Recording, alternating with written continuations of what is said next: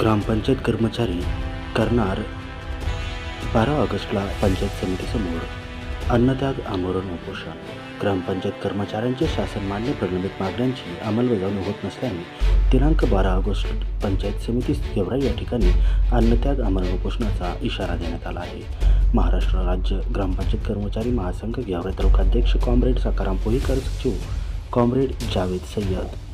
गेवराई प्रतिनिधी महाराष्ट्र राज्य ग्रामपंचायत कर्मचारी महासंघाच्या वतीने दिनांक 5 रोजी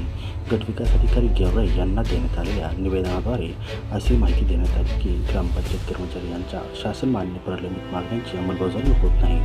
म्हणून गटविकास अधिकारी व तहसीलदार गेवराई तसेच पोलीस निरीक्षक गेवराई यांना